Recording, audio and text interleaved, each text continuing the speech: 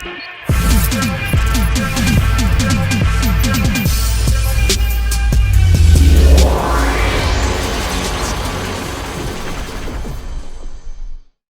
if events went differently? Welcome back, fellow watchers of the multiverse, to another episode of What If, where we explore the darkest corners of what could have been. Today, I am diving into a heart-wrenching scenario that you guys requested from the beloved Pixar universe. What if the Incredibles perished in the plane? Imagine the ocean's unforgivable waves, a plane spiraling out of control, and inside a family of superheroes fighting for survival. But fate takes a different plan. As the aircraft is struck down, Mr. Incredible, Bond and helpless in Syndrome's lair, receives the devastating news. His world shatters and his family is lost into the depths. Join me as we unravel a tale of loss, transformation, and the blurred lines between heroism and vengeance. Now, I can't wait to get into this video, my fellow watchers, and I do want to say thank you guys so much for requesting this video and enjoying all of the other Disney Pixar what ifs that I've been doing on this channel lately. Let me know in the comments down below what other videos you would like to see next. But that being said, grab some popcorn, grab whatever you have to do, and we will be diving into this brand new What If episode. In the quiet suburb of Metroville, Bob Parr lived a life marked by the mundane rituals of a 9-to-5 job, a stark contrast to his former days of glory as Mr. Incredible. Each day he wrestled with the tedium of paperwork and small talk, his heroic spirit caged within the confines of a cubicle. At home, his wife Helen, the powerhouse formerly known as Elastigirl, had gracefully transitioned to the role of a suburban mother. Together they raised 3 children. Violet, who struggled with teenage angst and the secret of her invisibility. Dash, a bundle of boundless energy, with speed that always seemed just a bit too much for any schoolyard. And Jack, the baby whose potential powers were still a mystery. Despite their attempts to blend into the normalcy of everyday life, an undercurrent of adventure pulsed through the family, unspoken but ever present. Helen often caught Bob gazing out the window, a distant look in his eyes, his thoughts obviously miles away from the piles of laundry and the evening news. The turning point came unexpectedly one evening as Bob sifted through old belongings in the attic. He stumbled upon a hidden envelope with a sleek black logo, a reminder of days filled with danger and excitement. It was an invitation from a top-secret agency that needed his help once again, pulling him back into the world he missed desperately. Eager to feel the rush of adrenaline, Bob didn't hesitate. Under the guise of a business trip, he ventured to a remote island, unaware it was a trap set by his embittered, fan-turned-foe, Syndrome. This young genius, once a devoted admirer spurned by his hero, had morphed into a vindictive villain with a diabolical plan to eradicate all superheroes. As Bob faced betrayal and imminent danger back at home, Helen grew suspicious of Bob's abrupt departure and cryptic messages.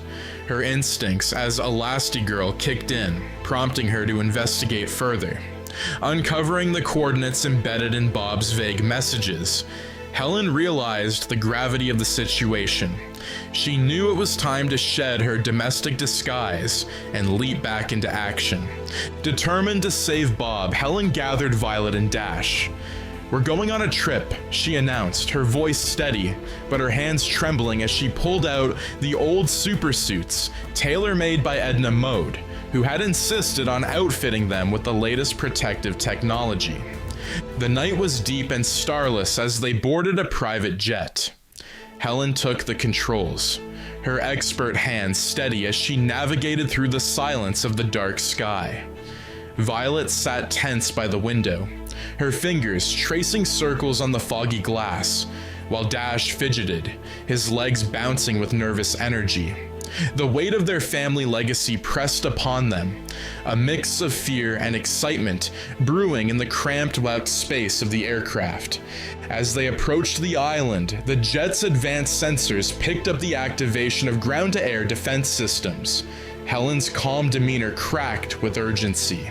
"Violet, shield," she commanded. Violet focused, projecting a force field around the jet, her powers flaring under pressure as she struggled to maintain the barrier. Despite their efforts, a missile, swift and unrelenting, pierced through Violet's shield. The explosion was immediate and devastating. Flames engulfed the cabin, screams lost amidst the roar of destruction. The aircraft spiraled downward, a fiery comet plummeting toward the unforgiving ocean below. On the island, Bob, restrained and powerless, watched the night sky light up with the explosion of the jet. The guttural scream that tore from his throat was drowned out by Syndrome's cold laughter, echoing through the facility. The ocean's icy waters claimed the wreckage, and with it, the lives of Helen, Violet, and Dash. Bob's world, once filled with the joy of his family and the thrill of heroism, shattered in an instant. Left alone, his spirit crumbled under the weight of his loss. In the days that followed, Bob's grief turned to fury. He broke free from his restraints, his super strength fueled by rage. But as he emerged from the depths of his despair, he found himself not filled with the resolve to avenge his family, but rather with a suffocating emptiness. Syndrome, reveling in his victory, proceeded with his plans unchallenged, his ambition bloated by the absence of any hero who might stop him. Meanwhile, Bob, the man who had once been Mr. Incredible, withdrew into the shadows of the island, a broken hero haunted by his failures. His days were spent wandering the rugged terrain, a hermit lost in a labyrinth of his own despair, while Syndrome's laughter haunted the wind, a constant reminder of the price of failure. As weeks turned into months, the world beyond the island carried on, oblivious to the tragedy that had transpired. Syndrome's machinations advanced unchecked. From his headquarters, he orchestrated crises only to resolve them himself, each act of faux heroism carefully staged to amass public adoration. Cities cheered as he saved them from disasters of his own design, slowly cementing his role as the new pinnacle of heroism. Meanwhile, Bob remained in isolation on the island, his existence reduced to a ghostly routine amidst the ruins of his former prison. His once imposing figure grew gaunt, his suit hanging loosely over a body weakened by despair. The lush jungle, which might have offered a refuge to a man seeking peace, only echoed his solitude. He avoided the remnants of the facility where he'd been held, each glance a sharp reminder of his last sight of the sky alight with the destruction of everything he loved. But even in his withdrawn state, the whispers of the world reached him. Scattered transmissions and overheard conversations between Syndrome's minions painted a picture of the new order. With each new tale of Syndrome's heroism, Bob's despair twisted further into a deep, seething anger. He knew the truth behind the spectacles that enthralled the world. The fire of injustice began to simmer within him, battling the cold of his grief. One day, as he wandered the periphery of the compound he once sought to infiltrate, Bob stumbled upon a neglected outbuilding. Inside, covered with a thick layer of dust and debris, were remnants of his past life equipment, maps, and, most fatefully, a series of old communication devices. They sparked a sliver of something he thought he had lost: purpose. Bob spent days tinkering with the devices, his skills as a superhero not entirely dulled by his time away from civilization. He managed to intercept some of Syndrome's transmissions, The more he listened, the clearer the extent of Syndrome's deception became, and the more the spark of defiance grew within him. Bob realized that if there was any remnant of his former life worth salvaging, it was the fight for truth and justice. He began to train again, pushing his body to its limits, rediscovering the strength that had once made him a hero. He planned not just to confront Syndrome, but to expose him. Bob understood that he might never recover from his losses, but he could strive to prevent Syndrome from manipulating and endangering others. As his plan took shape, Bob knew he needed allies. He reached out into the ether, sending signals to anyone who might be listening, hoping against hope that there were still those who believed in the true essence of heroism. Back in the city, a band of old superheroes long in hiding since the government's crackdown received Bob's transmissions. Intrigued and skeptical, they debated the authenticity of the message. Could Mr. Incredible truly be alive? And if so, what had driven the legend to such a desperate plea? Lucius Best, once known as Frozone, decided it was worth the risk to find out. Gathering a small team of trusted allies, they set out towards the coordinates Bob had broadcasted, each motivated by a mix of old loyalty and the stirring hope that perhaps not all was lost. As Bob prepared for what he believed might be his final stand, he fortified his base, setting traps and strategizing for every conceivable scenario. He was no longer the confident hero who had once set out to save the world with a smile. He had become something else, a guardian forged from loss and tempered by the harshness of survival. The day Lucius and the others landed on the island, the sky was overcast, mirroring the uncertainty of their mission. Bob awaited them, standing tall amidst the shadows, his eyes revealing the burden of his grief, but also the unyielding resolve of a hero reborn from the ashes of his past.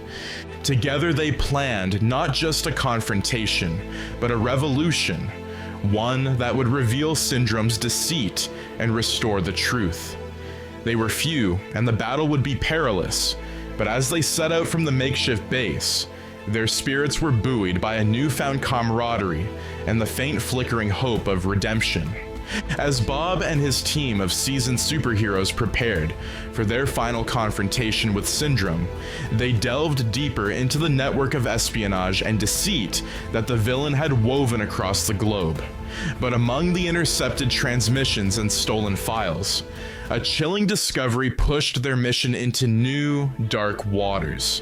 Jack, long believed to have perished with his mother and siblings, was alive. Or at least he had been, until recently. Syndrome, in his obsession with eradicating any potential threats, had taken a particular interest in Jack, whose burgeoning powers presented an unpredictable variable. The villain had secretly abducted the child from the wreckage, using his vast resources to shield this dark deed from the world, and from Bob. In a hidden facility, Syndrome had experimented on Jack, draining the boy's powers to augment his own. This horrific act had left Jack a mere shell, his vitality fading rapidly. When the child had nothing left to give, Syndrome discarded him like a broken tool. This revelation, confirmed by a heart-wrenching video file, shattered Bob's world anew. Fueled by a ferocious blend of grief and rage, Bob's strategy shifted from exposure to vengeance. He rallied his team not just for battle, but for justice of the most primal kind. As they approached Syndrome's stronghold, a fortress of steel and shadows hidden within a mountainous island, tensions mounted. The skies churned with storm clouds, as if nature itself sensed the impending showdown. The assault on the fortress was fierce and swift. Lucius, wielding his ice powers with lethal precision, and the others cut through Syndrome's guards, clearing a path to the core. Bob, face etched with lines of sorrow and wrath, confronted Syndrome in his command center. a high-tech cathedral to his ego. Syndrome, ever the egotist, greeted Bob with a twisted smile. Looking for this, he taunted, revealing a device pulsing with energy, the essence of Jack's powers. Too late, Bob. The future belongs to me. The battle that ensued was cataclysmic. Bob, empowered by his righteous fury, fought with a ferocity that none had seen before. He shattered the device, freeing the remnants of his son's powers, which swirled around the room in a spectacle of light and raw energy. As the powers found their way back to Bob, they ignited a transformation, enhancing his abilities beyond anything previously imaginable.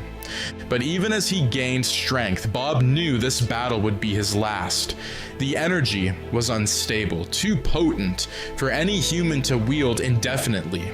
He grasped Syndrome, who cowered in the face of Bob's unleashed fury, and delivered a crushing ultimatum. You took everything from me, my family, my son. Now I take the future from you. With those final words, Bob activated a self-destruct sequence in the fortress. He could not allow Syndrome's technologies or the secrets of the power-draining device to survive. As the countdown echoed through the crumbling halls, Bob held Syndrome in an unbreakable grip, ensuring the villain faced the consequences of his atrocities.